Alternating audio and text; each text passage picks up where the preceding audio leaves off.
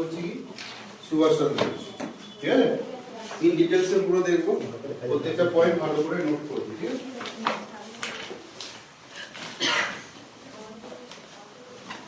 আচ্ছা তোরা দেখে কি করতে হবে এখানে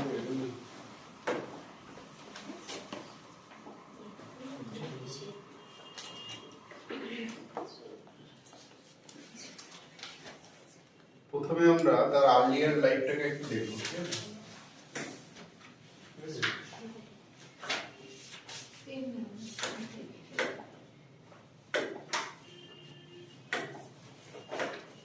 এটা দেখে দাও নাকি?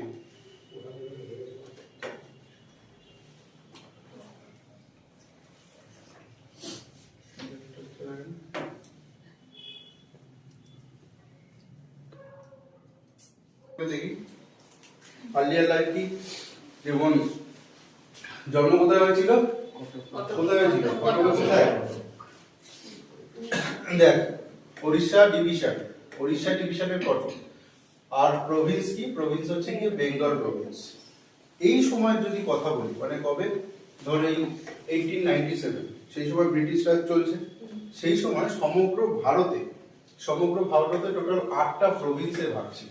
ঠিক আছে, টোটাল 8টা প্রভিন্স ছিল। ঠিক আছে, তো তার মধ্যে হচ্ছে কি একটা কি এই বেঙ্গল প্রভিন্স।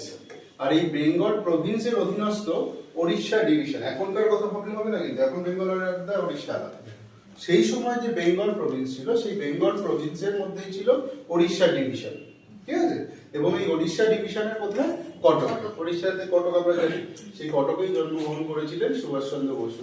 তবে 23শে জানুয়ারি 1897, এটা ভেরি ভেরি ইম্পর্টেন্ট, এই ডেটটা কিন্তু মাথায় রাখতে হবে। ঠিক আছে, 1897।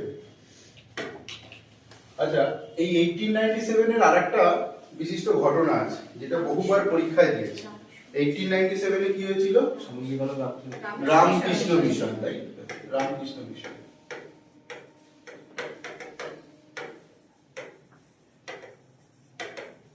রামকৃষ্ণ মিশন স্থাপিত হয়েছিল, তাই তো? কে করেছিল? স্বামী বিবেকানন্দ। স্বামী বিবেকানন্দ রিলেটেড একটা ঘটনা হচ্ছে গিয়ে 1893 শিকাগো সম্মেলন। ঠিক আছে, শিকাগো সম্মেলন। আর এই যে 23শে জানুয়ারি দিনটাকে কি দিবস বলা হয়? কি দিবস বলা হয়? পরিক্রম দিবস, পরাক্রম দিবস, তাই না? পরাক্রম দিবস।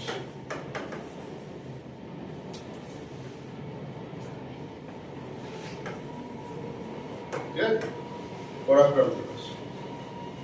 বাবার নাম যদি দেখি হচ্ছে গিয়ে জানকীনাথ বোস, প্রভাবতী দত্ত বোস। ঠিক আছে, মায়ের নাম। তাহলে এখান থেকে আমাদের মেইনলি ইম্পর্টেন্ট কি 1897 23শে জানুয়ারিকে কি দিবস বলা হয়? পরাক্রম দিবস, এইগুলো। ঠিক আছে, আর বেঙ্গল প্রভিন্স আমরা দেখলাম উড়িষ্যা ডিভিশন। এরপরে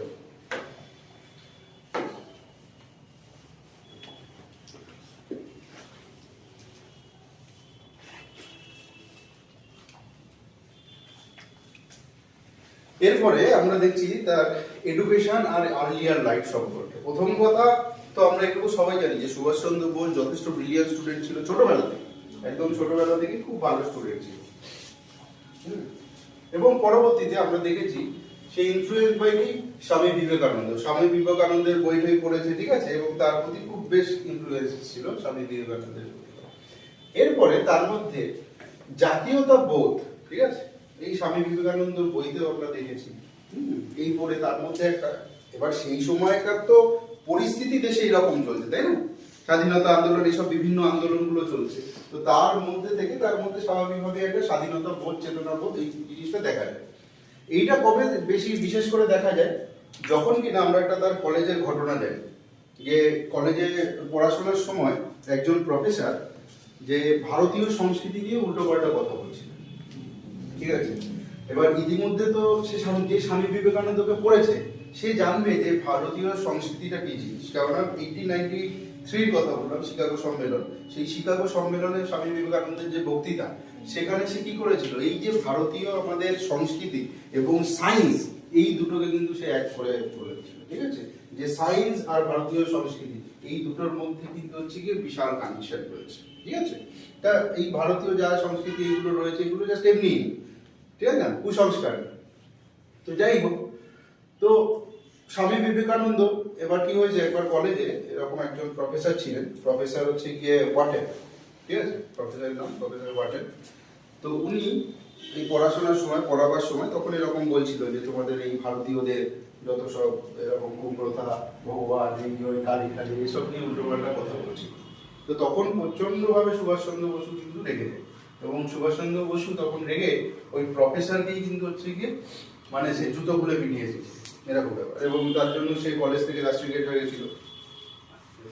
এরপর পরবর্তীতে সে স্কটিশ চার্চ কলেজে ভর্তি হয়, স্কটিশ চার্চ কলেজ থেকে সে বিএ ডিগ্রি করে ইন ফিলোসফিতে, ঠিক আছে, কবে 1918, ঠিক আছে, 1918-তে বিএ ডিগ্রি পায় ফিলোসফি স্কটিশ চার্চ কলেজ থেকে। এখানে সে কিন্তু হচ্ছে কি সেকেন্ড হয়েছে, সেকেন্ড হয়েছে। এবার এই যে নেতাজি এরা কিন্তু মানে খুব মানে অভিজাত বংশের ছেলে ছিল, ঠিক আছে, বেশ অভিজাত বংশের ছেলে। এবার সেই সময় যারাই একটু স্ট্যান্ডার্ড ছিল, প্রথম কথা তো হয় ব্যারিস্টারি করতে হবে, অথবা ভালো যদি চাকরি করতে হয় তাহলে সব থেকে ভালো চাকরি কি আছে, আইসিএস, ঠিক আছে, ইন্ডিয়ান সিভিল সার্ভিস। তাহলে ওর বাবারও খুব ইচ্ছা ছিল যে ছেলে আইসিএস পড়বে, এরকম। এবার সেই সময় কি ছিল, যেমন আমরা আগেও দেখেছি, যেই জিনিসটা হয়তো এখন অতটা এরকম নেই, আগে কিন্তু হয়তো বাবা কিছু একটা কিছু বলেছে, তার বিরুদ্ধে যে ছেলে কোনো কথা বলবে এটা কিন্তু সাহস তখন ছিল না, ঠিক আছে। এখন তো আমরা মুখে মুখে তর্ক করছি বা অনেক কিছু, সেই সময় কিন্তু এই সাহস কিন্তু ছিল না, ঠিক আছে। তো বাবা বলেছে, বাবার ইচ্ছা অনুযায়ী কিন্তু সেও ঠিক করেছে যে ঠিক আছে সে আইসিএস হচ্ছে গিয়ে পরীক্ষা দেবে। এবার আইসিএস পড়ার জন্য সেই সময় একটা ব্যাপার ছিল যে দেখবি আমাদের এখানে যেমন ধর আমি যদি 10 বছর আগে ইউপিএসসির কথা বলি, ইউপিএসসির কথাটা বললেই মাথায় আসবে কি দিল্লি মুখার্জিনগর, ঠিক আছে। কেননা এই সময় ছিল কি যে এরকম সারা ভারতে অন্য জায়গায় কোথাও এরকম ইনস্টিটিউট ছিল না সেরকম, যে ওখানে যদি ইউপিএসসি কোয়ালিফাই করতে হয় তাহলে অবশ্যই দিল্লি যেতে হবে, দিল্লির মুখার্জিনগরে যে ইনস্টিটিউটগুলো রয়েছে সেখানে থেকে পড়ে পড়াশোনা করতে হবে, ঠিক আছে। তো সেই রকমই এই যখন হচ্ছে গিয়ে আইসিএস, এই আইসিএস এর পড়ার জন্য একটা জিনিস বাধ্যতামূলক ছিল যে তোমাকে অবশ্যই ইংল্যান্ডে পড়াশোনা করতে হবে, ইংল্যান্ডের কোনো কলেজ থেকে তোমাকে একটা ডিগ্রি তোমাকে নিতেই হবে, তোমাকে কিছুদিন ওখানে ইংল্যান্ডের যে কোনো একটা কলেজে তোমাকে পড়াশোনা করতেই হবে। তো এই যে 1919-এ সে গেল কোথায়, ইংল্যান্ডে চলে গেল, কিসের জন্য, টার্গেট ছিল কি আইসিএস এর জন্য। এবার ওখানে গিয়ে প্রথমে সে হচ্ছে গিয়ে কলেজে ভর্তি হয়ে গেল, ঠিক আছে, কেমব্রিজ কলেজেরই আন্ডারে, ঠিক আছে, ফিটজ উইলিয়াম কলেজ কেমব্রিজের আন্ডারে, সেখানে ভর্তি হয়ে গেল। এবং সেখানে তার কোর্স হচ্ছে গিয়ে কমপ্লিট হলো কবে, নভেম্বরে, 1919-এর নভেম্বরে তার কোর্স কমপ্লিট হয়েছে। 1920-তে হচ্ছে গিয়ে সে 4th র্যাঙ্ক করেছে কিসে, আইসিএস এক্সামে। মানে নভেম্বরে তার হচ্ছে গিয়ে কমপ্লিট হয়েছে কোর্স, এবং সেই সময় থেকে পড়াশোনা করেছে মাত্র 3.5 মাসের মধ্যেই পরীক্ষা ছিল, 3.5 মাস পরেই, 3.5 মাস, হ্যাঁ 4 মাসও পুরো না, 3.5 মাসের পড়াশোনা এই করেই হচ্ছে গিয়ে সে পরীক্ষা দিয়েছে, এবং পরীক্ষা দিয়ে সেখানে হচ্ছে গিয়ে 4th র্যাঙ্ক করেছে, ঠিক আছে, কতটা ভালো স্টুডেন্ট বোঝাই যাচ্ছে। তা এইটা যে পিতৃ আদেশ যেরকম ছিল সেটা তো পালন করেছে, বাবার ইচ্ছে ছিল আইসিএস হওয়ার, আইসিএস সেটাতে সফল হয়েছে। কিন্তু সে পাশাপাশি ওই যে বললাম যে তার মধ্যে একটা দেশাত্মবোধ এই জিনিসটা জন্মেছে, তো সে একটা টার্গেট ছিল যে না আমি দেশের সেবা, দেশের কাজে আমি নিয়োজিত করবো নিজেকে।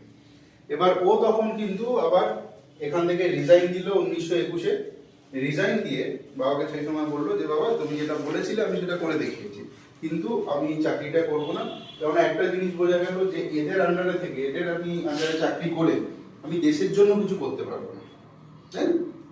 তো হয় যে কোনো একটা রাস্তা আমাকে চুজ করতে হবে। তখন সে 1921-এ সে রিজাইন করে, রিজাইন করে সে আবার ইন্ডিয়া ফিরে যায়, বোঝা গেল। তো এই সময় যেহেতু আইসিএস পাস করেছে, সেই সময় আইসিএস এ পাস করা একটা বিশাল বড় ব্যাপার, তাই না? তো তার বাবা তখন একটা সোনার ঘড়ি গিফট করেছিল তাকে।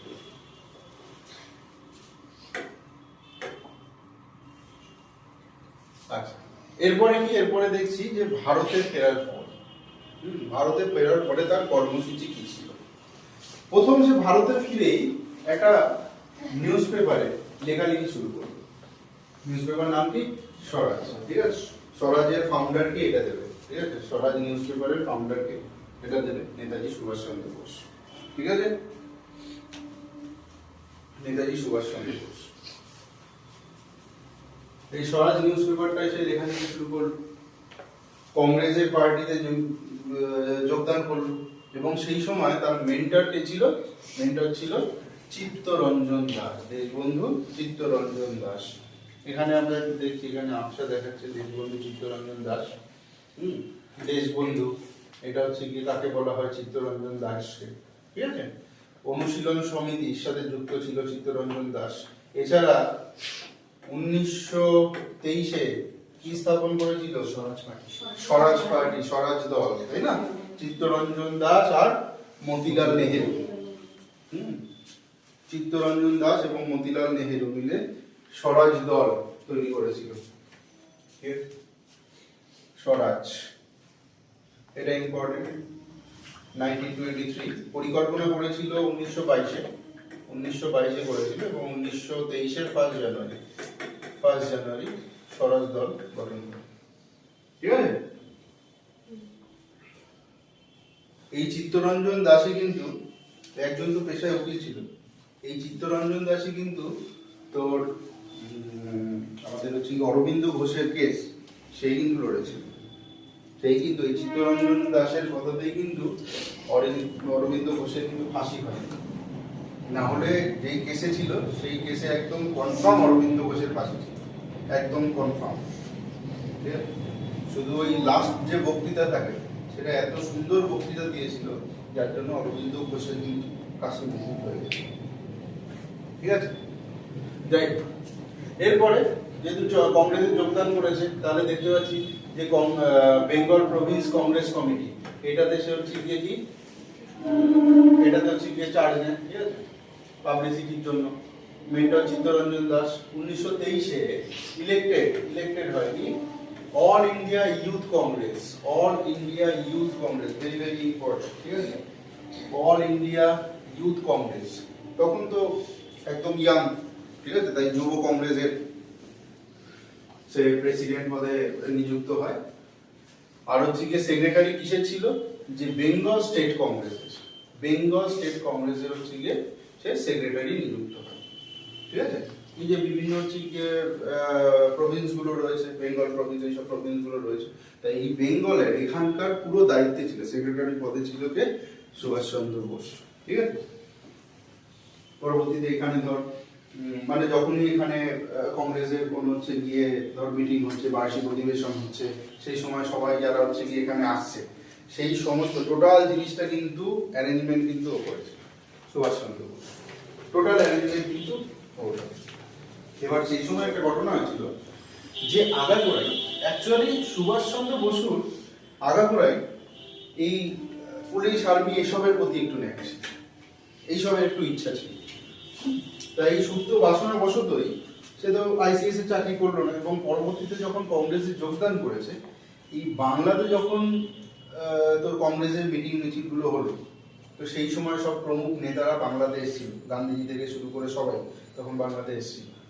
এবং সেই সময় কি করেছিল, ও একটা গ্রুপ তৈরি করেছিল, ওই কংগ্রেসের আন্ডারে একটা গ্রুপ তৈরি করেছে, যাদের জন্য একটা ইউনিফর্মও তৈরি করেছে, পুলিশের মতো ইউনিফর্ম তৈরি করেছে। এবার সবাই যখন হচ্ছে গিয়ে এন্ট্রি নিচ্ছে, তারা সবাই কি করছে, সেলুট করছে আর জয় হিন্দ।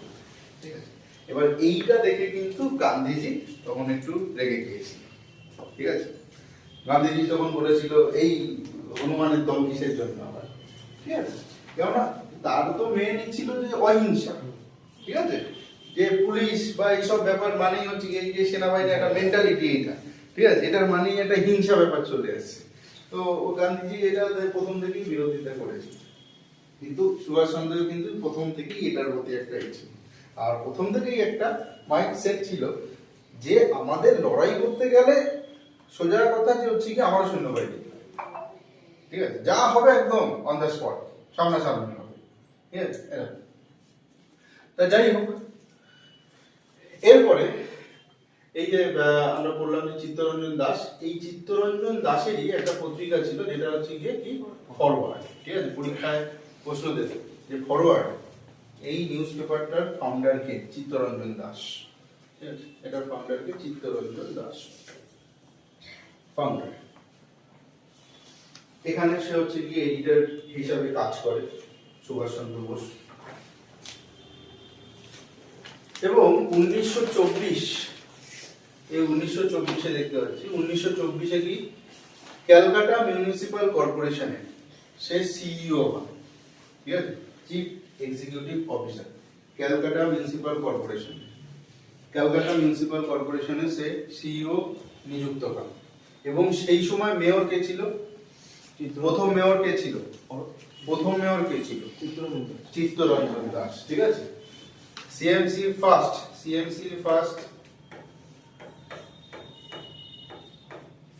মেয়র কে ছিল, সিআর দাস, চিত্তরঞ্জন দাস ছিল সিএমসি ফার্স্ট মেয়র। এবং সেই সময় সিইও কে ছিল, সিইও ছিল কে, সুভাষচন্দ্র বোস, ঠিক আছে। এবং পরবর্তীতে কিন্তু এই সুভাষচন্দ্র বসুই ইলেক্টেড হয়েছিল মেয়র পদে, ঠিক আছে, কলকাতার মেয়র পদে কিন্তু নিযুক্ত হয়েছিল, ঠিক আছে। এরপর 1925-এর একটা ঘটনা, 1925-এ কি সে অ্যারেস্ট হয়েছিল এবং সেন্ট হচ্ছে গিয়ে মান্দালয় জেল। মান্দালয় জেলটা কোথায়, কোথায়, সেই সময়কার বার্মা, ঠিক আছে, বার্মাতে খুবই হচ্ছে গিয়ে কুখ্যাত জেল ছিল, খুবই কুখ্যাত জেল, এই বার্মাতে ছিল হচ্ছে গিয়ে মান্দালয় জেল। অ্যারেস্ট হয়েছিল 1925-এ সে অ্যারেস্ট হয়। এবার সেই সময় অ্যারেস্ট হয়েছিল কি, যে আমরা পড়েছি গান্ধীজির সময় পড়েছি যে বিশ্বযুদ্ধ শেষের পরে এটা অ্যাক্ট নিয়ে আসা হয়েছিল, রাওলাট অ্যাক্ট, ঠিক আছে। এবং এই একটা হচ্ছে গিয়ে বিশ্বযুদ্ধের সময় তো ওই ডিফেন্স অ্যাক্ট একটা চালু ছিল এবং সেইটাকেই পরবর্তীতে রাওলাট অ্যাক্ট নাম দিয়ে, এবার সেই অ্যাক্টের অধীনে কিছু নিয়ম ছিল, যেমন কি যে কাউকে ডাউটফুল মনে হলেই তাকে কোনো ট্রায়াল ছাড়াই তাকে অ্যারেস্ট করতে পারে, ঠিক আছে। তো সেই হিসাবে কিন্তু তখন কোনো ট্রায়াল ছাড়াই কিন্তু সুভাষচন্দ্র বসুকে অ্যারেস্ট করেছিল, ঠিক আছে।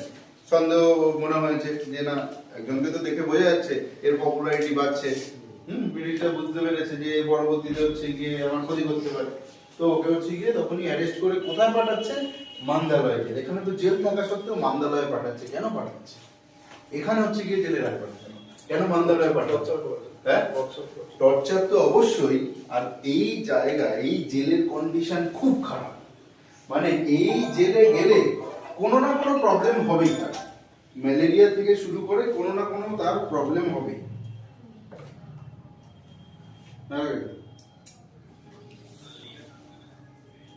হ্যাঁ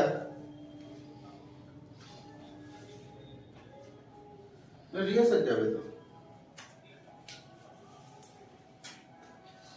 রিহার্সাল তো 9-এই তো যাচ্ছে। আচ্ছা কালকে হচ্ছে গিয়ে 90 হবে।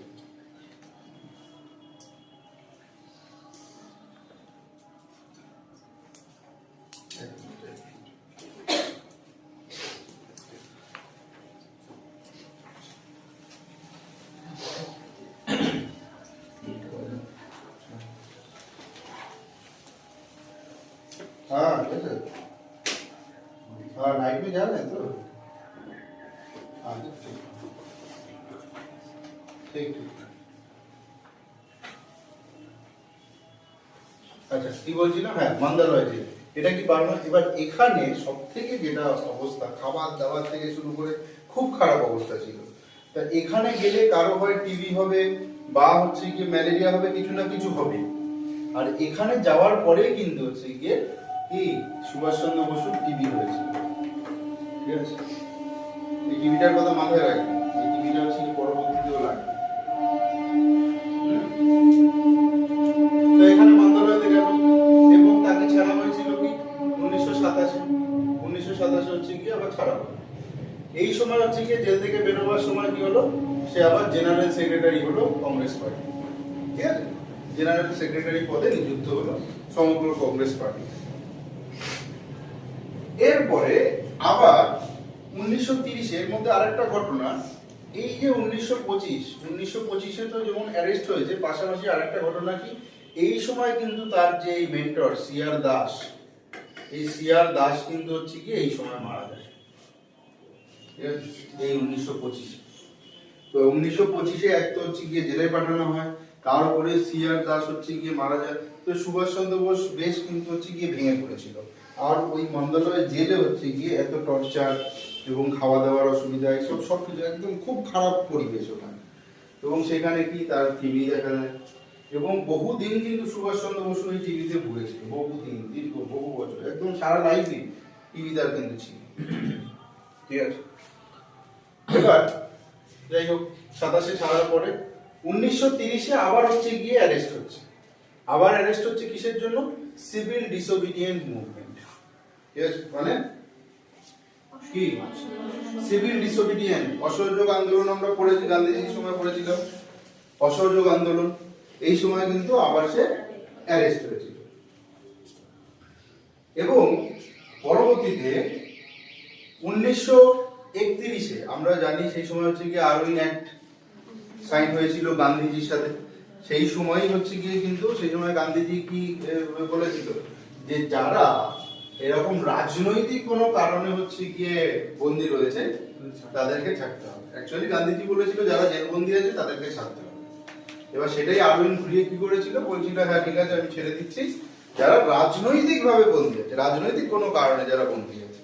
সেই সময় কে, সেই সময় অ্যারেস্ট হয়েছিল ভগৎ সিং, অ্যারেস্ট হয়েছে, কিন্তু ভগৎ সিং এর উপরে অন্য মোকদ্দমা চলছে, ঠিক আছে, সেই জন্য কিন্তু ভগৎ সিং কে কিন্তু ছাড়ে, ঠিক আছে, ক্রিমিনাল অফেন্স রয়েছে ভগৎ সিং এর বিরুদ্ধে। তো ভগৎ সিং কে সেই সময় আরউইন ফ্যাক্টরি কিন্তু ছাড়ে। এই 1931 তখন আবার হচ্ছে রিলিজ করা হয়।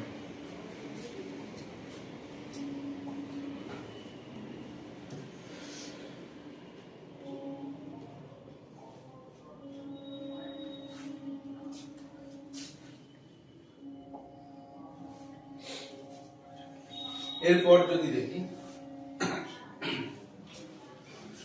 এরপর এখানে ইয়ারটা কেটে গেছে, এটা হবে 1931, ঠিক আছে।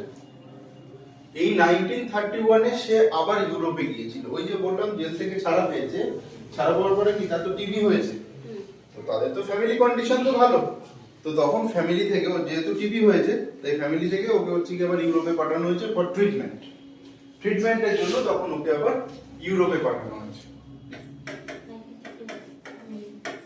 ঠিক আছে, 1931 ইউরোপ পাঠানো হয়েছে টিভি ট্রিটমেন্টের জন্য, ঠিক আছে। এবং এই সময় গিয়ে সে কিন্তু আগাগোড়াই না, এই সুভাষচন্দ্র এ কিন্তু এই সোভিয়েত ইউনিয়ন মানে হচ্ছে গিয়ে তোর মার্ক্সবাদী, ঠিক আছে, এই সবের প্রতি কিন্তু বেশ একটা ওর ছিল, ঠিক আছে, আগ্রহ ছিল কিন্তু এর প্রতি। তো এই সময় ইউরোপে গিয়ে ও বিভিন্ন কনফারেন্সে যেত। সেই সময় কি ইউরোপে যেমন হচ্ছে গিয়ে মুসোলিনি রয়েছে, ঠিক আছে, তার এই মুসোলিনি বিভিন্ন হচ্ছে গিয়ে কনফারেন্স এইগুলোতে হচ্ছে গিয়ে অংশগ্রহণ করতো, ঠিক আছে। তো ওইসব প্রদেশে বেশ উদ্বুদ্ধ হয়েছে সেই সময়টা। পাশাপাশি তার টিভির হচ্ছে গিয়ে ট্রিটমেন্ট চলছে। এবং সেই সময় সে ইউরোপে থাকাকালীন একটা বই প্রকাশ করে। বইটার নাম কি, কি নাম? সুভাষচন্দ্র বসুর লেখা Indian struggle, the Indian struggle, তাই না, দ্য ইন্ডিয়ান স্ট্রাগল।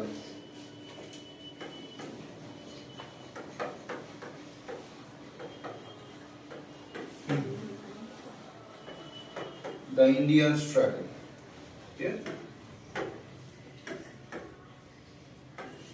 1920 থেকে শুরু করে 1936 পর্যন্ত ভারতের ইতিহাস এই ইন্ডিয়ান স্ট্রাগল থেকে জানা যায়। এর মধ্যে হচ্ছে কি লেখা রয়েছে, ঠিক আছে।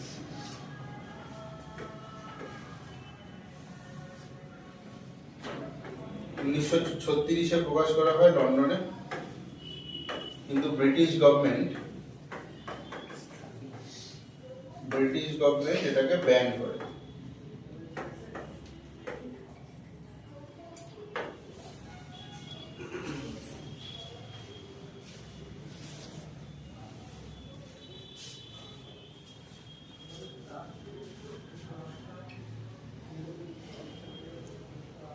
ঠিক আছে?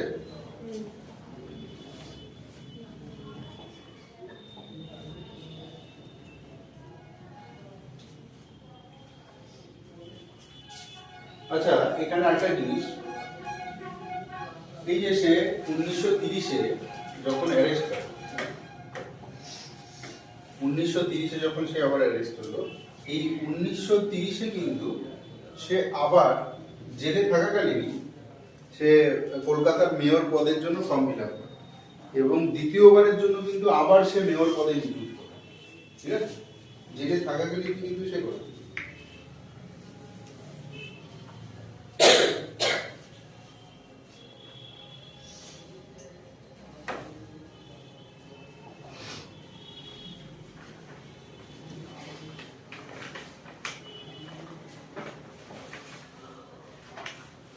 আচ্ছা, তাহলে বললাম যে 1931 ইউরোপ,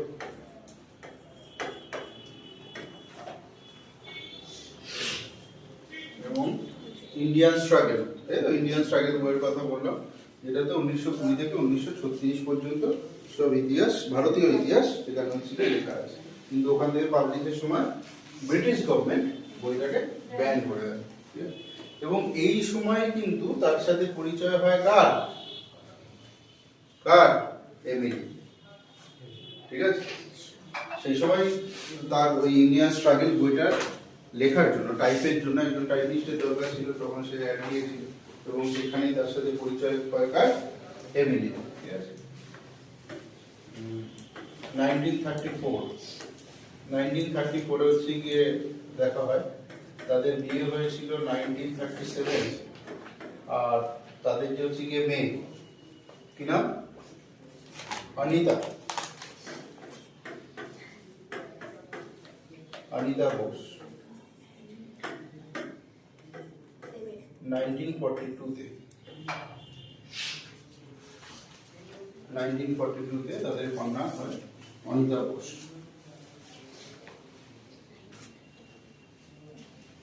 ঠিক আছে?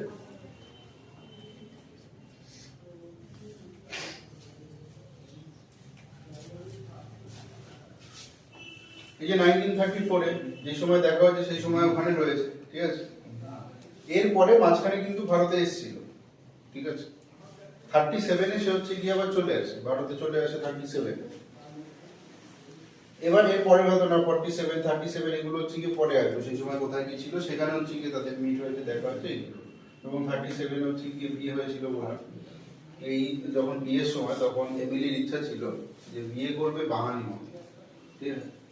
তো বলেছিল যে আমি বাঙালি মতে বিয়ে করবো, এবং হচ্ছে গিয়ে সেরকম ব্রাহ্মণ কাউকে নিয়ে আসো, পুরোহিত, ব্রাহ্মণ পুরোহিত, যে হচ্ছে গিয়ে আমাদের বিয়ে দেবে। তো এরকম যখন পুরোহিত এসে মন্তব্য করছে, তখন সে ভালো করে দেখছে যে এটা বাঙালি না, তো ব্রিটিশ একজনকে ধরে নিয়ে এসছে। তখন সুভাষচন্দ্র বলছে যে হচ্ছে গিয়ে তোমায় বলেছিলাম যে ব্রাহ্মণ কাউকে নিয়ে আসতে, তুমি কাকে নিয়ে এসছো? তখন হচ্ছে গিয়ে সুভাষচন্দ্র বোস বলছে যে ইউরোপিয়ান হলেও এর ভারতীয় সংস্কৃতি সম্পর্কে যথেষ্ট হচ্ছে গিয়ে জ্ঞান রয়েছে। এছাড়া ভারতীয় দর্শনের প্রতি এর ভক্তি আছে, শ্রদ্ধা আছে। এছাড়া একজন হচ্ছে গিয়ে খুব ভদ্রলোক, ভালো লোক। বলছে যে প্রত্যেক ভালো মানুষই হচ্ছে গিয়ে সে ব্রাহ্মণ, কিন্তু প্রত্যেক ব্রাহ্মণ কিন্তু ভালো মানুষ। ঠিক আছে? তো এটা তো ব্রাহ্মণ হওয়ার জন্য উপাধি ছাড়াও যেটা লাগবে সেটা হচ্ছে গিয়ে কি, তাকে সৎ হতে হবে, ভালো মানুষ হতে হবে। ঠিক আছে? তো উপাধির বিচারে তো হয় না। যাই হোক, এরপরে যদি আমরা দেখি হরিপুরা কংগ্রেসের কথা আমরা শুনেছি। ঠিক আছে? হরিপুরাটা কোথায়? Very very important. হরিপুরা কোথায়? গুজরাট। ঠিক আছে? গুজরাট। হরিপুরা কংগ্রেসে আমরা জানি সেখানে কি প্রেসিডেন্ট পদে ইলেক্ট হয়, জয়ী হয়। হরিপুরা কংগ্রেসে, এবং সেখানেই এই সে কংগ্রেসের সভাপতি থাকাকালীনই ন্যাশনাল প্ল্যানিং কমিটি এটা হচ্ছে গিয়ে সে স্থাপন করে, ন্যাশনাল প্ল্যানিং কমিটি। এর আগের যদি আর একটু কথা বলি, যেমন 1928-এ আমরা জানি কি হয়েছিল, নেহেরু রিপোর্ট।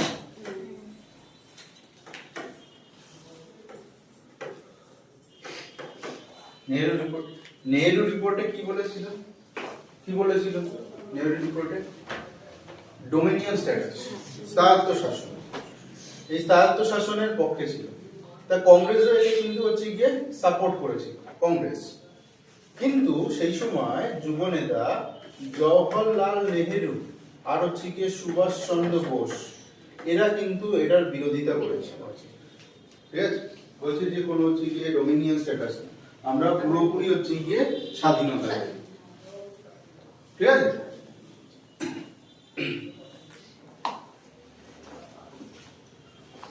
যাই হোক, তো এখানে যখন হচ্ছে কি ন্যাশনাল প্ল্যানিং কমিটি হচ্ছে কি তৈরি করলো, ইভেন এই সময়ই সে একটা দাবি জানিয়েছিল কংগ্রেসের যে আমাদেরও একটা এরকম বাহিনী দরকার, একটা সেনাবাহিনী, সশস্ত্র সেনাবাহিনী এরকম একটা দরকার। এটা কিন্তু তখন হচ্ছে কি প্রথম দাবি করেছিল, কিন্তু গান্ধীজি তার বিপক্ষে ছিল যে না, এসবের কোনো দরকার নেই।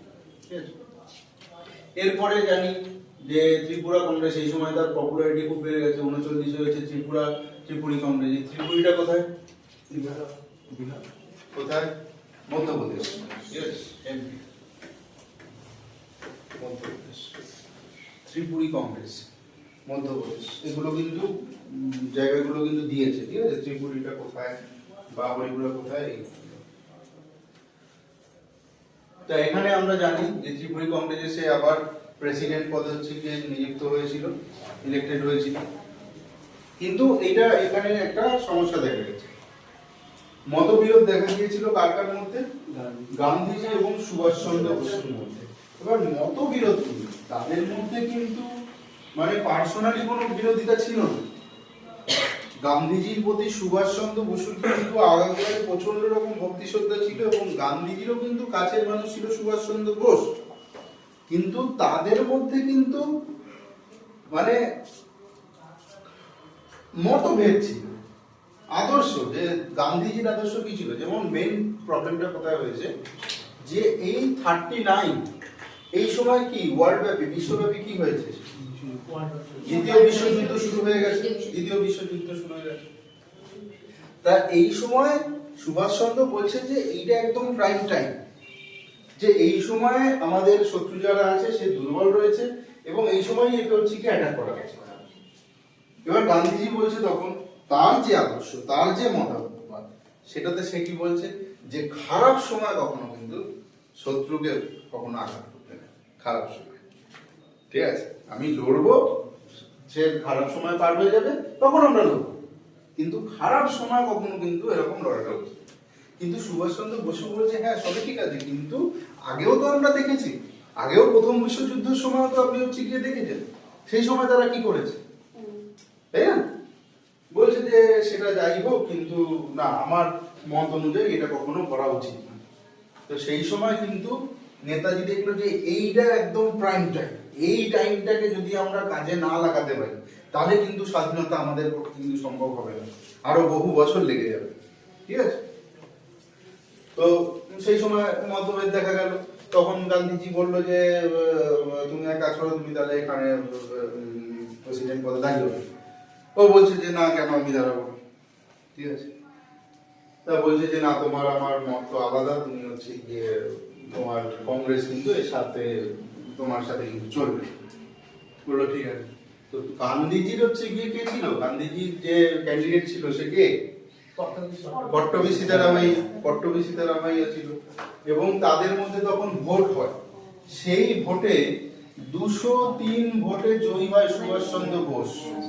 203 ভোটে সুভাষচন্দ্র বোস। 203 ভোট কিন্তু তখন অনেক, সবাই তো ভোট দিতে পারতো না। 203 ভোট মানে তখন অনেক। 203 ভোটে জয় হয়েছে সুভাষচন্দ্র বসু। এবার সেই সময় যে যারা বোর্ড মেম্বার যারা ছিল তারা 14 জনের হচ্ছে কি এরকম মেম্বার ছিল। ভোট গণনা টণনা এইসব যারা করছে 14 জন মেম্বার ছিল। ভোটের রেজাল্ট দেখে ভয়ে 12 জন হচ্ছে কি ইস্তফা দিয়ে দিয়েছে। ঠিক আছে, যে গান্ধী মানে তখন ব্র্যান্ড, সারা দেশের হচ্ছে গিয়ে ইন্ডিয়া মানেই গান্ধী সেই সময়। আর তার বিপক্ষে এমন একজন যে কিনা এত ভোটে জিতেছে, ঠিক আছে, ওই 14 জনের মধ্যে 12 জনই রেজিগনেশন দিয়ে দিয়েছে, বলছে না আমরা এর মধ্যে নেই। ঠিক আছে, কেননা এসে আমাদেরই মারতে পারে, বলবে তোরা গুন্ডি করেছিস, তারা রিজাইন করে দিয়েছে। তা যাই হোক, তা সেখানে সুভাষচন্দ্র বোস জয়ী হওয়া সত্ত্বেও এই আমরা এখানে দেখতে পাচ্ছি, ঠিক আছে, এই যখন যারা প্রেসিডেন্ট থাকতো না তাদের গলায় এরকম একটা পদক থাকতো, এরকম একটা মেডেল থাকতো, ঠিক আছে, প্রেসিডেন্ট থাকতো। যাই হোক, তো তখন কি করলো, যেহেতু হচ্ছে গিয়ে তখন গান্ধীজি এটাও বলেছিল যে পট্টবী সীতারামাইয়ার হার মানে গান্ধীজির হার। ঠিক আছে, এবার এই কথাতে কিন্তু সুভাষচন্দ্র বসু তখন রিজাইন দিয়ে দিয়েছিল। ঠিক আছে, কেননা গান্ধীজির প্রতি তার প্রচন্ড শ্রদ্ধা, প্রচন্ড ভালোবাসা, এবং তারা বলেছিল যে হচ্ছে গিয়ে দেখুন আমাদের দুজনের টার্গেটই তো সেম, দুজনেরই টার্গেট হচ্ছে গিয়ে স্বাধীনতা, দুজনের রাস্তাটা, একজন শান্তিতে বলছে যে হচ্ছে গিয়ে আমি শান্তভাবে এটা করবো, আর একজন চাইছে যে না এইভাবে হবে না। এতদিন তো দেখা হয়েছে, কিন্তু এতদিনে যখন হয়নি এখন আর হবে না। ঠিক আছে, তো সেই সময় কি করে, সেই সময় তখন সুভাষচন্দ্র বসু হচ্ছে গিয়ে রেজিগনেশন দেয় ত্রিপুরী কংগ্রেসে, এবং সেখানে তখন প্রার্থী হিসাবে কে দাঁড়ায়, প্রার্থী হিসাবে তখন রাজেন্দ্র প্রসাদকে রাখা। পট্টবী সীতারামাইয়া হেরে গেছে, ঠিক আছে, তখন সুভাষচন্দ্র বসু রিপ্লেস করা হয় রাজেন্দ্র প্রসাদ। রাজেন্দ্র প্রসাদ সেখানে হচ্ছে প্রেসিডেন্ট পদে নিযুক্ত। ঠিক আছে,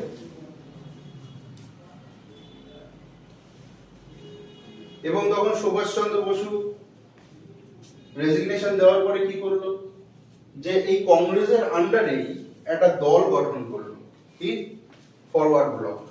ঠিক আছে, এই কংগ্রেসের আন্ডারে সে তখন করলো কি ফরওয়ার্ড ব্লক।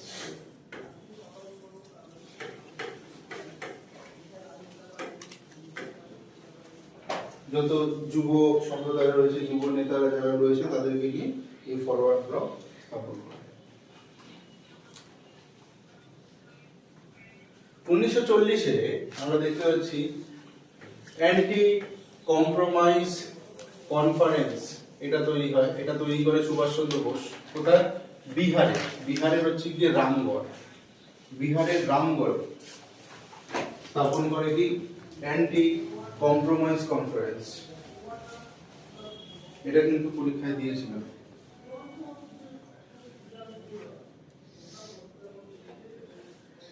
এরপরে ফার্দার আবার দেখতে পাই তাকে অ্যারেস্ট করা হয়েছিল, ব্রিটিশ গভর্নমেন্ট হচ্ছে গিয়ে অ্যারেস্ট। 56-তে বাংলায় তখন হচ্ছে গিয়ে সিংহাসনে কে বসে, সিরাজ।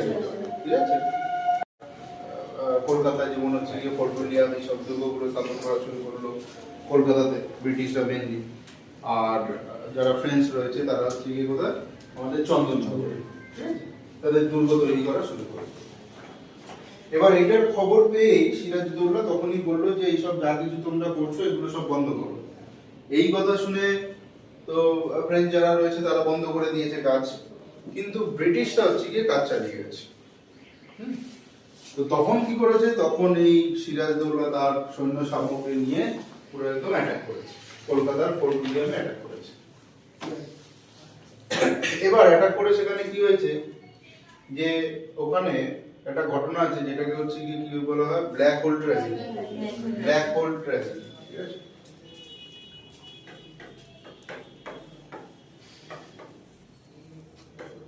Black hole tragedy. এখানে কি করা হয়, 146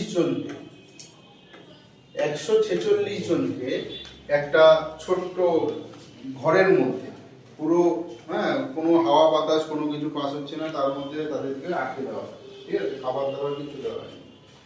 এই 146 জনের মধ্যে 123 জন মারা যায়, আর সেখান থেকে মাত্র 23 জন বেঁচে ছিল।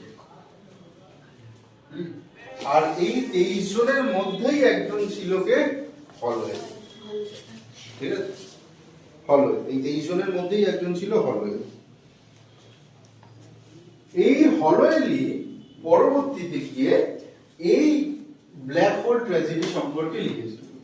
ঠিক আছে, এবং তার নামে একটা এই মনুমেন্টও রয়েছে, বিবাদীবাগে তার নামে একটা মনুমেন্ট। এবার এইটা উচ্ছেদের জন্যই ডাক দিয়েছিল সুভাষচন্দ্র বোস। বলেছে এইসব মনুমেন্ট এগুলো হচ্ছে গিয়ে সুভাষচন্দ্র বোস তাদের কাদের সাথে জয়েন হয়েছিল? মুসলিম লীগের সাথে।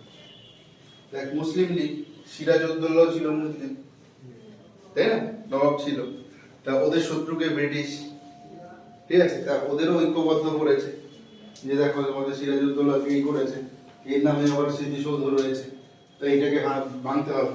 এবার সুভাষচন্দ্র বোসের সাথে তোর মুসলিম লীগেরও কি ভালো সম্পর্ক, ঠিক আছে। সুভাষচন্দ্রের মধ্যে দেখবি কিছু জনের মধ্যে এরকম কিছু কোয়ালিটি থাকে যে একটা কিছু কথা বললে না 5 জন শুনতো, তার কথাবার্তার ধরন বা কিছু এরকম ছিল যে 5 জন শুনবে। তো যাই হোক, তা মুসলিম লীগকে সঙ্গে নিয়ে তখন সে প্রোটেস্টে নেমেছিল যে এই যে হলওয়েলের মনুমেন্ট রয়েছে এটাকে ভাঙতে হবে। এবার এই উদ্দেশ্যে এইটা একটা কারণ পেয়ে গেছে, ব্রিটিশরা তখন আবার সেই সুভাষচন্দ্র বসুকে অ্যারেস্ট করে। ঠিক আছে, এবং এই বন্দি থাকা অবস্থায় সুভাষচন্দ্র বোস দেখছে যে আমাকে তো জেলবন্দি করে দিয়েছে, আমি যদি জেলে আটকে থাকি দীর্ঘদিন ধরে তাহলে তো আমি জেলে থেকে তো কোনো কিছু কাজ করতে পারবো না। ঠিক আছে, তো তখন সে কি করে, তখন এরকম অনশন শুরু করে। ঠিক আছে, যে হয় আমাকে হচ্ছে গিয়ে ছাড়তে হবে, না হলে আমি কোনো কিছু খাওয়াবো। ঠিক আছে, ওকে জোর জবরদস্তি করে খাওয়ানোর চেষ্টাও করা হয়, কিন্তু ও কিছু খায় না। এরকম করেও আরো অসুস্থ হয়ে পড়ে। এবার যেই অসুস্থ হয়ে পড়ছে তখন এটা ব্রিটিশদের কাছে একটা চাপের ঘটনা হয়ে যাচ্ছে। তখন ব্রিটিশ হচ্ছে গিয়ে ওরা তখন ভাবছে, ওরা তখন একটা কথা বলেছিল, বলছে যে জীবিত সুভাষ অপেক্ষা মৃত সুভাষ বেশি ক্ষতি করে। ঠিক আছে, যেমন তার আগে ভগৎ সিং এর কেস আমরা হচ্ছে গিয়ে দেখেছি, ভগৎ সিং এরও সেই রাতারাতি তাকে ফাঁসি দেওয়া হয়েছে, একদিন আগেই দেওয়া হয়েছে। তো বলছে যে সুভাষের এখন যেরকম পপুলারিটি রয়েছে, অলরেডি প্রেসিডেন্ট পদে নির্বাচন হয়েছে, 2 বার হচ্ছে গিয়ে সিলেক্ট হয়ে গেছে, দেশব্যাপী ওর একটা নাম হয়ে গেছে। তা এই সময় যদি কোনো কারণে, আমাদের কোনো কারণে যদি ওর কোনো কিছু হয়ে যায়, ও যদি মারা যায়, তাহলে সেইটা কিন্তু উত্তেজিত জনতাকে আর কিন্তু সামলানো যাবে না, তখন কেউ কিন্তু কিছু আর মানবে না। ঠিক আছে, তো ওকে তার থেকে তুমি জীবিত এমনি রেখে দাও, অতটা বেশি হচ্ছে কি ক্ষতি করবো হবে না, কিন্তু যদি মারা যায় তাহলে সেটা হবে বেশি ক্ষতি। তো তখন কি করা হলো, বললো তুমি একটা কাজ করো, ওকে জেলে রেখো না, জেল থেকে ছাড়িয়ে দাও। হাই কমান্ডাররা ওখান থেকে আদেশ দিল যে জেল থেকে হচ্ছে গিয়ে ছাড়িয়ে দাও। এবার বলছে যে ছেড়ে দেবো, তো ছেড়ে দিলে তো কি না কি করে বেড়াবে। বলে ঠিক আছে, কাজ করো, আমাদের যে গোয়েন্দা বিভাগ আছে তাদেরকেও বলো যে ওখানে নজরদারি রাখার জন্য। তো তখন তাকে কিন্তু কি হাউস অ্যারেস্টে রাখা হয়। ঠিক আছে, কলকাতায় গৃহবন্দী অবস্থায় তাকে হচ্ছে রাখা হচ্ছে, হাউস অ্যারেস্টে রাখা হয় তার নিজ বাসভবন। ক্লিয়ার? এবারে তো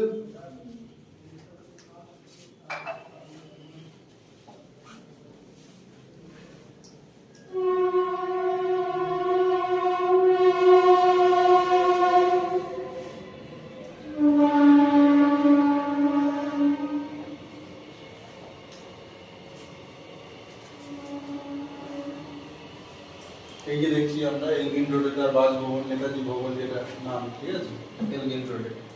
এই বাড়ি থেকেই সে হচ্ছে গিয়ে পালিয়ে গিয়েছিল। এই যে সেই হচ্ছে গিয়ে গাড়িটা, ঠিক আছে, এই গাড়ির নাম্বার প্লেট BLA 7161, ঠিক আছে, সেই গাড়ি কিনেছিল 4680 টাকায় সেই সময়। ঠিক আছে, মানে সেই সময় বুঝতে পারছি এদের কাছে হচ্ছে গিয়ে গাড়ি রয়েছে, মানে সেই সময় যদি কারো বাড়িতে একটা সাইকেল আসতো তাহলে পুরো হচ্ছে গিয়ে এলাকা সবাই দেখতে আসতো সাইকেলটা, আর সেই মুহূর্তে তাদের কাছে হচ্ছে গিয়ে গাড়ি রয়েছে।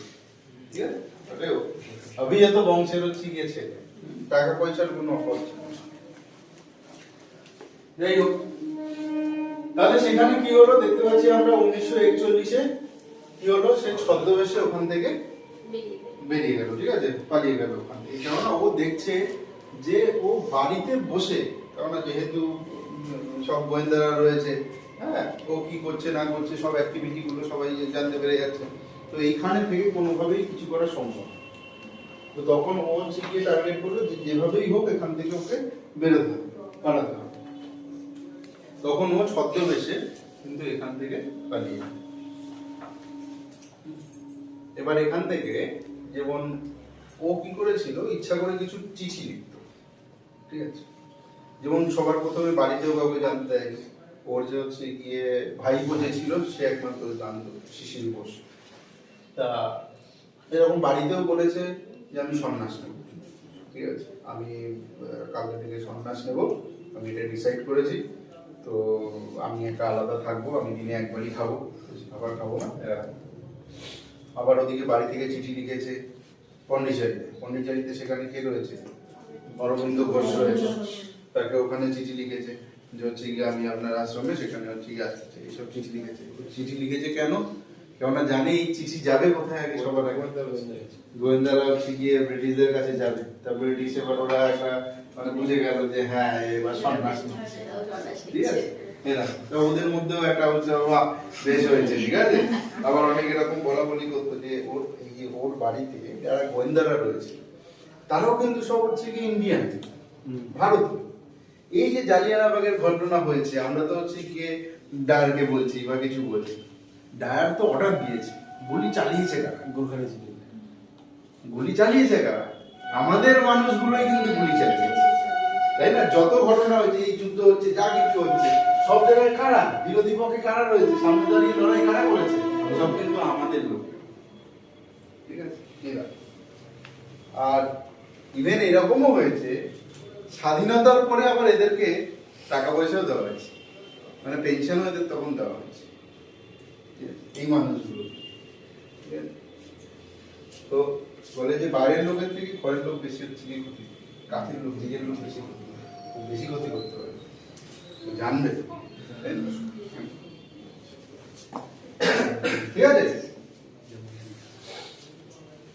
রাবণের ক্ষেত্রেও কি হয়েছে,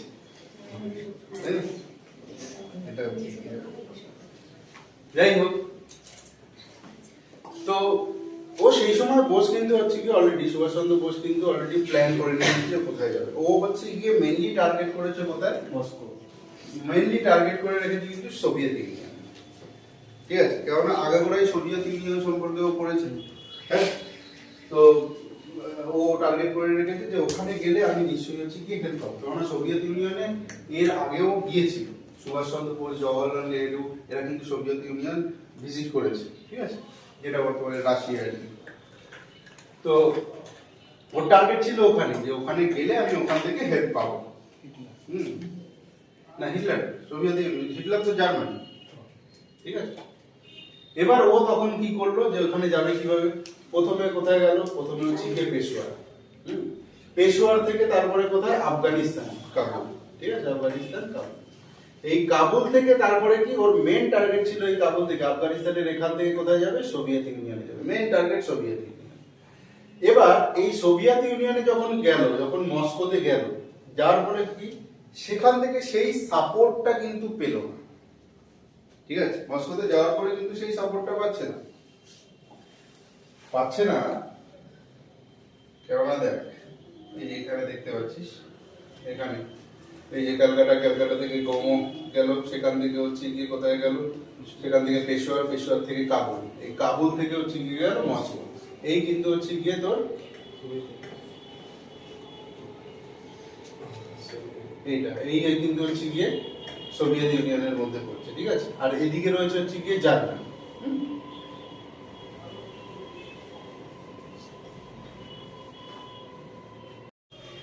এবার সেই সময় অলরেডি দ্বিতীয় বিশ্বযুদ্ধ শুরু হয়ে গেছে। দ্বিতীয় বিশ্বযুদ্ধ থেকে শুরু হয়েছে কিভাবে, যে জার্মানি প্রথম যখন হচ্ছে গিয়ে পোল্যান্ড আক্রমণ করলো, ঠিক আছে, 1939, ঠিক আছে, 1 সেপ্টেম্বর জার্মানি হচ্ছে গিয়ে পোল্যান্ড আক্রমণ করলো। পোল্যান্ড আক্রমণের পরে 1939 2 সেপ্টেম্বর ইউরোপ আর হচ্ছে গিয়ে ফ্রান্স, এরা দুজন মিলে হচ্ছে গিয়ে জার্মানি অ্যাটাক করবে, ঠিক আছে, জার্মানি অ্যাটাক। এবং 3rd সেপ্টেম্বর কিন্তু আনুষ্ঠানিকভাবে দ্বিতীয় বিশ্বযুদ্ধ শুরু হয়।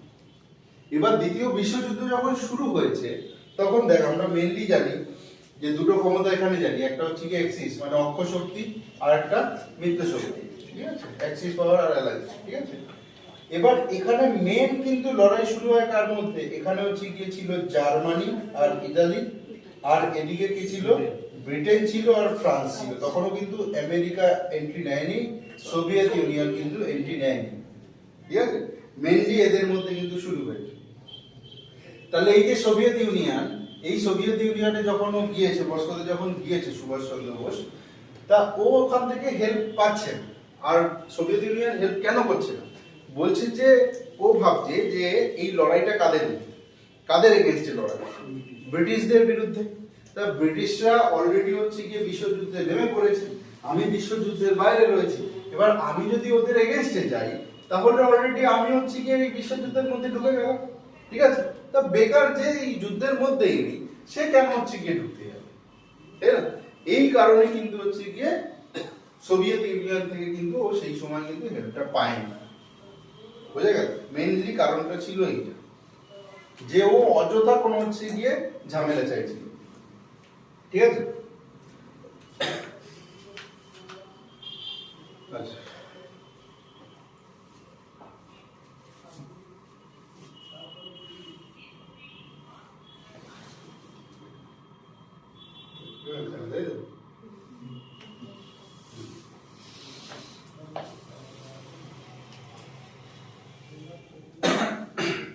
তাহলে আমরা দেখলাম যে সে মস্কোতে হচ্ছে গিয়ে গেল, কিন্তু সেখান থেকে কোনো রকম কিছু সাপোর্ট করতে পারে।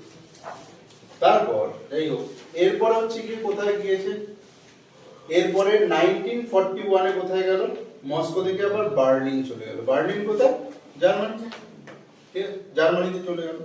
জার্মানিতে যাওয়ার পরে, জার্মানিতে সেই সময় হিটলারের রয়েছে, হিটলারের হচ্ছে গিয়ে নাজি সরকার রয়েছে সেই সময়, ঠিক আছে।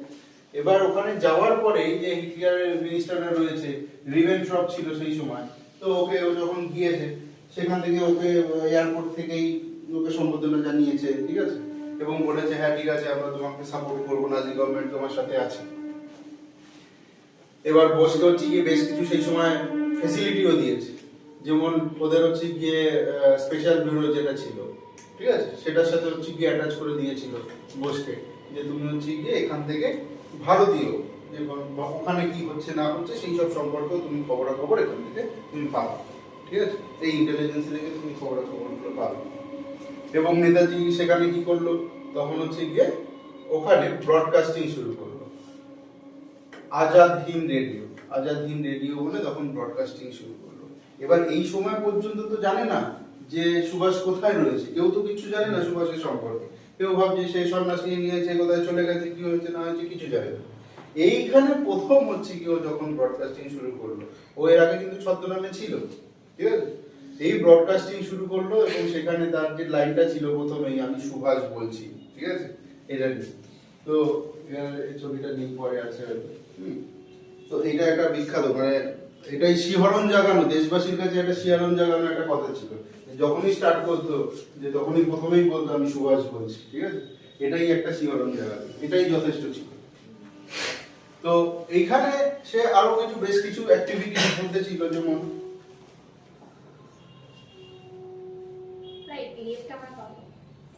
হ্যাঁ পাবি না, সব লেখাতে হবে, যেগুলো এখানে লেখা আছে সেগুলো না, এক্সট্রা যেগুলো বলছি শুধু সেগুলো, ঠিক আছে। আমি যেগুলো লিখছি সেগুলো এখানে সেভ হচ্ছে না, সেভ করা হয়নি কিছু।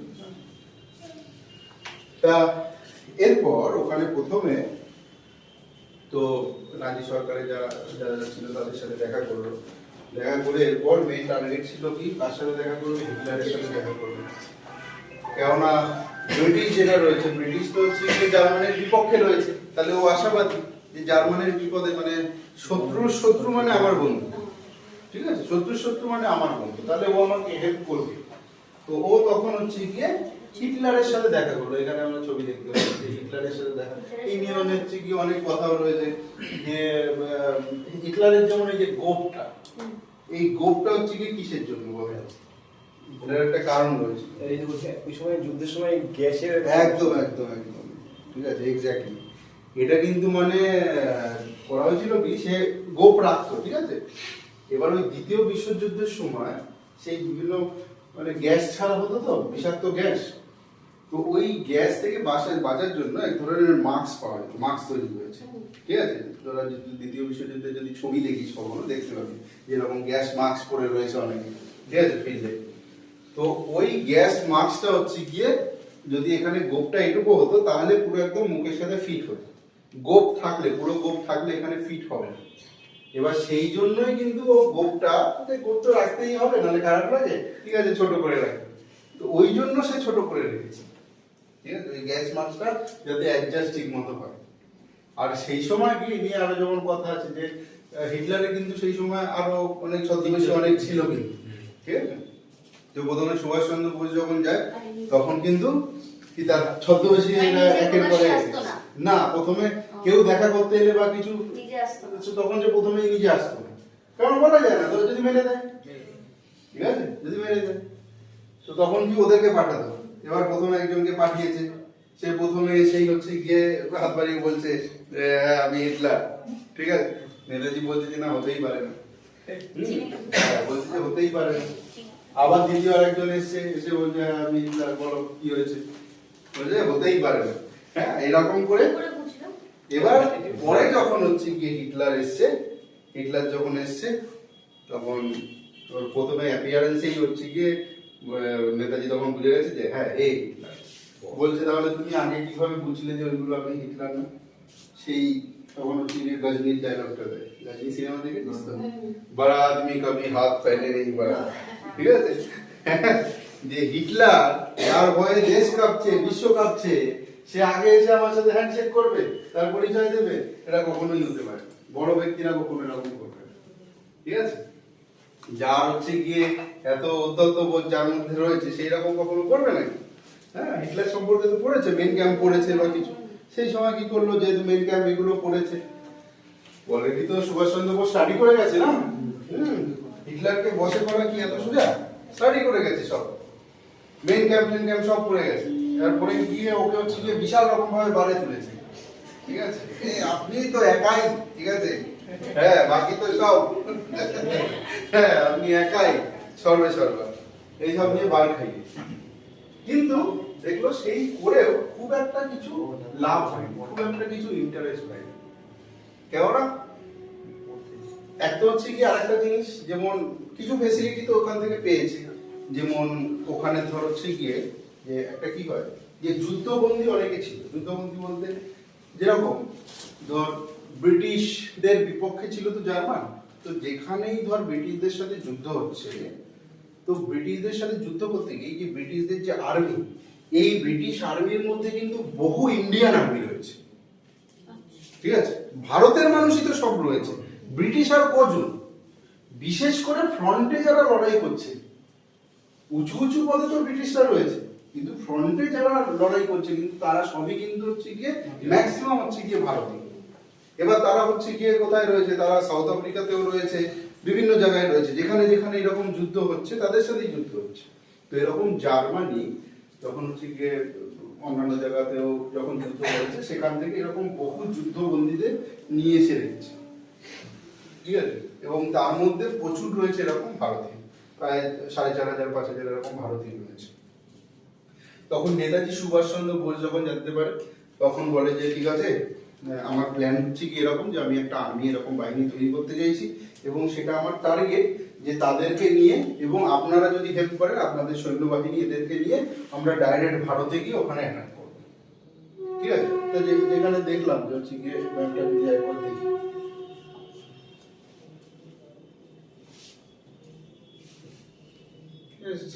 এখানে দেখ, এখানে দেখুন জার্মানি রয়েছে কোথায়, জার্মানি হচ্ছে কি এখানে রয়েছে, তাই না। এবার ও বলছে যে এখানে সৈন্যবাহিনী তৈরি করে সেখান থেকে এখান থেকে হচ্ছে কি ভারতে এসে এখানে লড়বে, কথা এই ডিস্টেন্স দেখেই ইন্টারেস্ট হারিয়ে ফেলছে। বলছে আমি আমার এখান থেকে সৈন্যবাহিনী ওখানে পাঠিয়ে দেবো, এখান থেকে সৈন্যবাহিনী ওখানে অত দূর পাঠিয়ে দেবো, আমার এখানে তাহলে কি হবে, আমার এখানে তো মেন যুদ্ধ চলছে, ঠিক আছে। তো ওইটাতে অত ইন্টারেস্টেড না, তার কারণ মেনলি কিন্তু এইটা যে কোথায় কে ভারত রয়েছে কি রয়েছে, মানলাম আমরা সেখানে ব্রিটেন রয়েছে বা কিছু, কিন্তু আমার তোমার স্বাধীনতার প্রতি আমার অত ইন্টারেস্ট। এবার এটা তো ডাইরেক্ট বলতে পারছে না, ও বলছে ওর অ্যাটিটিউডে এগুলো হচ্ছে গিয়ে প্রকাশ করছে।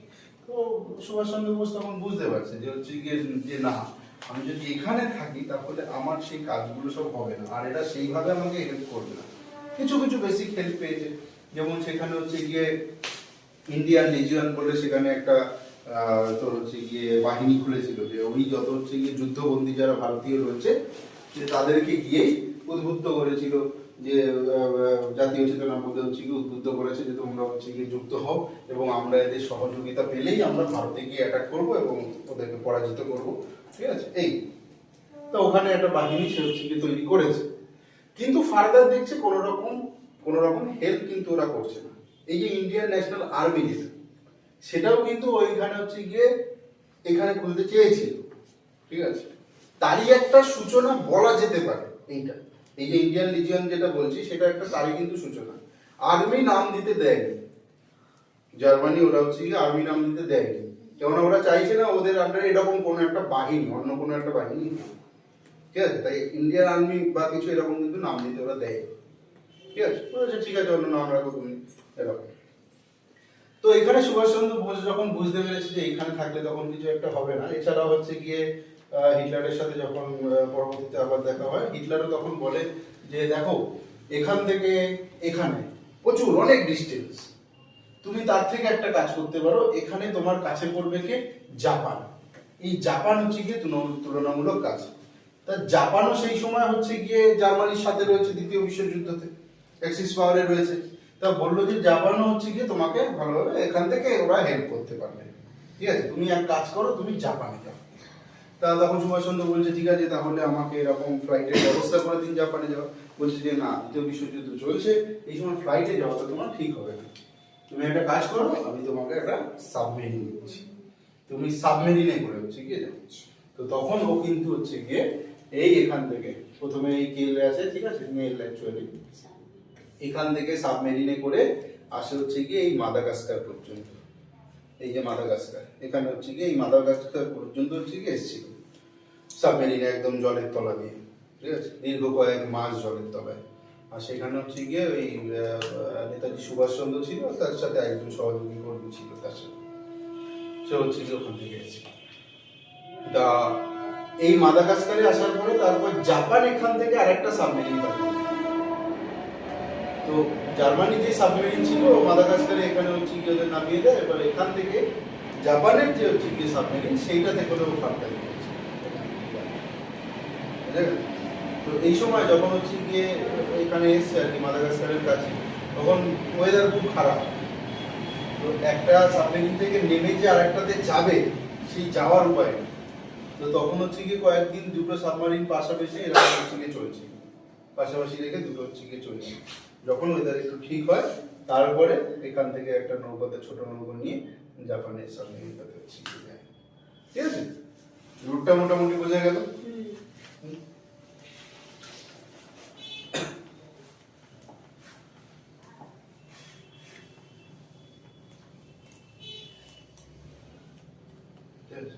যেগুলো এখানে লেখা আছে লেখা সব দরকার নেই, যেমন এই যে ইন্ডিয়ান লিজিয়নের কথা বললাম, ইন্ডিয়ান লিজিয়ন, ঠিক আছে, 4,500 সোলজার্সকে নিয়ে, সব এগুলো হচ্ছে কি যুদ্ধবন্দী সব ভারতীয় সৈন্যরা রয়েছে, তাদেরকে নিয়ে তৈরি করলো, এই যে হিটলারের সাথে মিল করে। এরপরে জুন 1941 এই সময় কি হলো, এই সময় আরেকটা অপারেশন হলো বারবারোসা, ঠিক আছে, বারবারোসা অপারেশন। এটা একটুখানি দেখে নিই।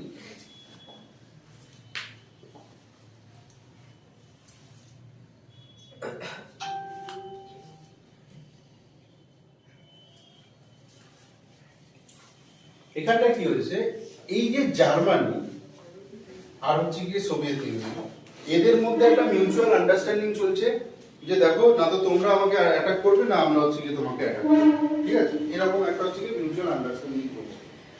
কিন্তু পরবর্তীতে জার্মানি কি করে ওই 41-এ জার্মানি তখন এখানে হচ্ছে গিয়ে অ্যাটাক করে দেয় সোভিয়েত ইউনিয়নের, ঠিক আছে, এখানে অ্যাটাক করে দেয়।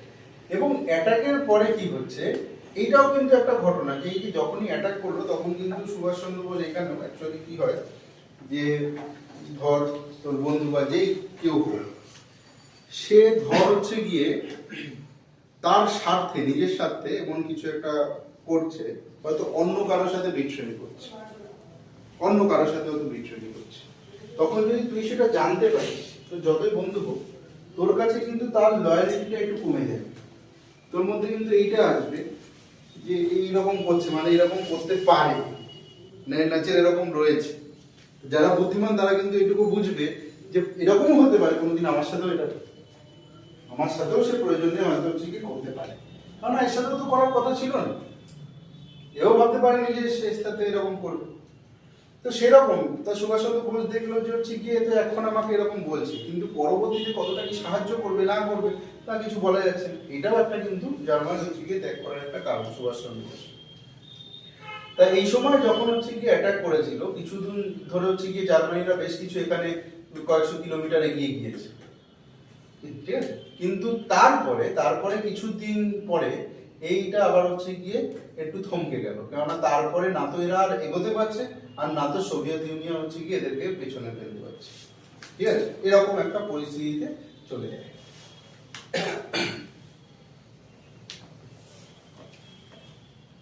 তা যাই হোক, এই ঘটনার পরে কি হয়েছে, এই ঘটনা যেই হলো জার্মানি যখনই অ্যাটাক করেছিল তখন সোভিয়েত ইউনিয়ন হচ্ছে গিয়ে এর বিপক্ষে চলে গেল। তাহলে এবার কিন্তু সোভিয়েত ইউনিয়নও কিন্তু চলে এলো, কাদের পক্ষে চলে এলো, এই ব্রিটেনের পক্ষে, জার্মানির বিপক্ষে। বিপক্ষে মানে হচ্ছে গিয়ে ব্রিটেনের পক্ষে যাওয়া। তখনই কিন্তু আমেরিকা এগুলো কিন্তু সব বাইরে রয়েছে, কেউ যুদ্ধের মধ্যে কিন্তু এন্ট্রি নেয়নি।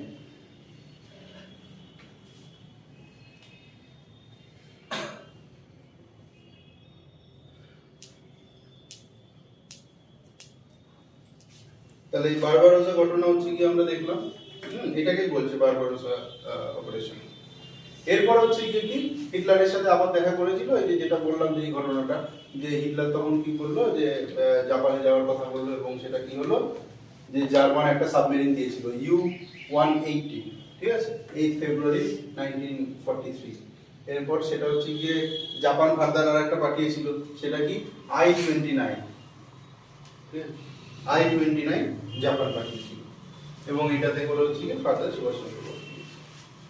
এবার এই ঘটনার সাথে সাথে ডিসেম্বর 7, 1941 এই সময় কি হলো, একটা Japanese against the United State naval base at কোথায়, পার্ল হারবার, হাওয়াই দ্বীপ, ঠিক আছে, ইউনাইটেড স্টেটের অধীনে হচ্ছে কি হাওয়াই দ্বীপ, আর সেখানে অবস্থিত যে এই পার্ল হারবার যেটা নেভাল বেস রয়েছে এখানটায় তখন হচ্ছে গিয়ে জাপান আক্রমণ করে দেয়, ঠিক আছে। আর এই পার্ল হারবার অ্যাটাকের পরে ইউনাইটেড স্টেট আবার হচ্ছে গিয়ে কি যুদ্ধের মধ্যে ঢুকে গেল, বুঝে গেল। তো এই পার্ল হারবার অ্যাটাক এটা কিন্তু একটা হচ্ছে গিয়ে ভাইটাল। এই পার্ল হারবার অ্যাটাক কবে হয়েছিল, সেটা পার্ল হারবারটা হচ্ছে গিয়ে কোথায় অবস্থিত, হাওয়াই দ্বীপে অবস্থিত, ঠিক আছে।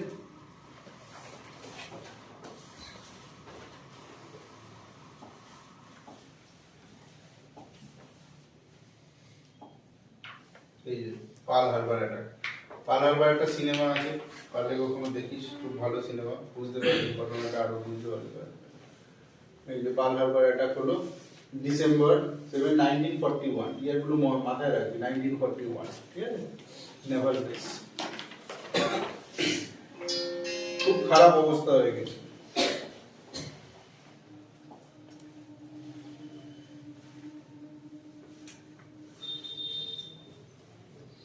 এই যে এই ইউনাইটেড স্টেট রয়েছে, ঠিক আছে, জাপান কোথায় এদিকে, প্যাসিফিক ওশেন। তো এই ইউনাইটেড স্টেটের এখানটা হচ্ছে কি অবস্থিত হাওয়াই দ্বীপ। এই হাওয়াই দ্বীপটা এখানটায় ভালো করে দেখ, এই হাওয়াই দ্বীপেরই এখানটায় অবস্থিত কি পার্ল হারবার বন্দর, ঠিক আছে। এই পার্ল হারবার ছিল হচ্ছে গিয়ে এদের একটা স্ট্রং পয়েন্ট ইউনাইটেড স্টেটের, ঠিক আছে। এখানে সব যুদ্ধ জাহাজ বিমান টিমান থেকে শুরু করে সব কিছু এখানে রয়েছে। মানে মেন শক্তি বলা যায় সেই সময় নেভাল বা এয়ারক্রাফটের মেন পাওয়ার হচ্ছে কি আমেরিকার কিন্তু এখানে এই পার্ল হারবারে, ঠিক আছে। আর এই পার্ল হারবারেই কি করেছিল এই জাপান এখান থেকে এই টোকিও থেকে এখানে এসে বম্বিং করেছিল, ঠিক আছে। আর ওরা কিরকম ভাবে মানে শত শত বিমান একসাথে হচ্ছে গিয়ে আকাশ দিয়ে উঠছে, ঠিক আছে, একসাথে অ্যাটাক করেছে। এবার যখন এরকম একসাথে ওরা এমন ভাবে সাজিয়ে এসছে যে যখন অ্যাটাকটা করেছে ওদের রেডারও ঠিকমতো ধরা পড়ে, ওরা বুঝতেই পারে এমন ভাবে ওরা বিমানগুলোকে সাজিয়ে নিয়ে চলেছে যাতে মনে হয়েছে বড় কোনো একটা বিমান আসছে, ঠিক আছে, বড় কোনো একটা বিমান আসছে। যুদ্ধ জাহাজগুলো কি ছোট ছোট হয় তো, ঠিক আছে, প্যাসেঞ্জার ইসের থেকে ছোট ছোট হয়। এবার ওরা এমন ভাবে সাজিয়ে এসছে যে মনে হচ্ছে বড় কোনো হচ্ছে কি হয়তো প্লেন যাচ্ছে।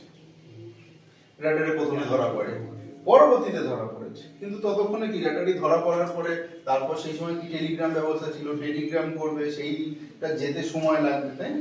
ততক্ষণে ওরা এখানে ঢুকে একদম পুরো ধ্বংস তছনছ করে দিয়েছে, একদম এই এলাকায় একদম তছনছ করে দিয়েছে। পার্ল হারবার মুভিটা অবশ্যই দেখিস, ঠিক আছে। তা এই হচ্ছে গিয়ে হাওয়াই দ্বীপ, বোঝা গেল? ম্যাপটা বোঝা যাচ্ছে তো? এদিকে হচ্ছে গিয়ে জাপান রয়েছে। ইন জেনারেলি আমরা কোথায় দেখি? জাপানকে আমরা এদিকে দেখি, তাই না? ইন জেনারেলি যেমন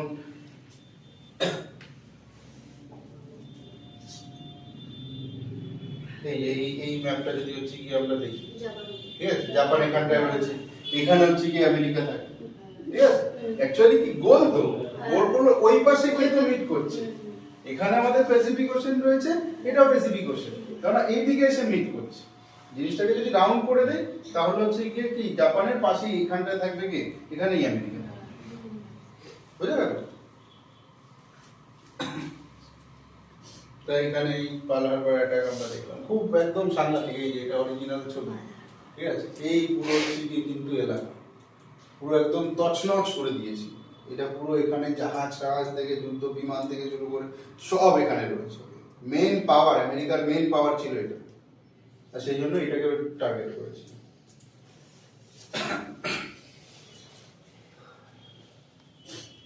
তাহলে এই ঘটনার পরে এখন কি হলো, পরিস্থিতি এখন কি হলো? এখন যুদ্ধের পরিস্থিতি কি? এই যে অ্যাক্সিস পাওয়ার রয়েছে, অ্যালায়েন্স রয়েছে, তাই এখানে দেখলাম যে হচ্ছে গিয়ে জাপান আগে থেকেই ছিল, ইতালি, এই ইতালি দিকে মুসলিম কোথাকার? ইতালি, ঠিক আছে, ইতালির হচ্ছে গিয়ে রাষ্ট্রনায়ক ছিল, সেনানায়ক ছিল মুসলিম। আর এখানে জার্মানি, জার্মানির হিটলার, ঠিক আছে। জাপান, জাপানের সেই সময় প্রধানমন্ত্রী কে ছিল? তোজো, ঠিক আছে, তোজো, তোজো। এখানে হচ্ছে গিয়ে মুসলিম, এখানে জার্মান, এরা হচ্ছে গিয়ে সব অপশক্তি। আর এর মধ্যে কি আগে থেকেই তো ছিল ফ্রান্স ছিল আর ব্রিটেন ছিল, পরবর্তীতে দেখলাম যে সোভিয়েত ইউনিয়ন চলে এলো বারবারোসা হচ্ছে গিয়ে ঘটনার পরে, এবং তারপরে কি, তারপরে পার্ল হারবারের পরে চলে এলো আমেরিকা, ঠিক আছে।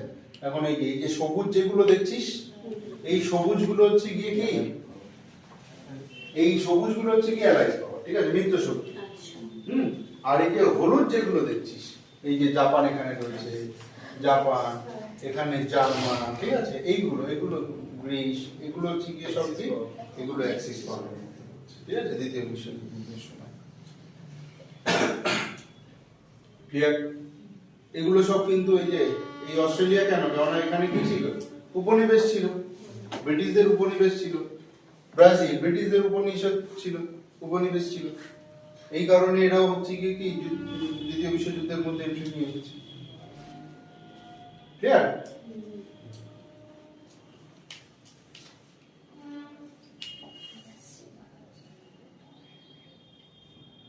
এই যে 1943 সুভাষচন্দ্র বোস গিয়ে কোথায়, জাপানে গিয়ে পৌঁছাচ্ছে, ঠিক আছে। এই যে সাবমেরিনের ছবি, এটা জাপানে গিয়ে পৌঁছেছে, সেটা হচ্ছে গিয়ে ছবি। আর এখানে জাপানিজ হচ্ছে কি ওদের নেভাল, ঠিক আছে, অফিসারদের সাথে নেতাজি হচ্ছে গিয়ে একটা ছবি, ঠিক আছে, নেতাজি, বুঝা গেছে?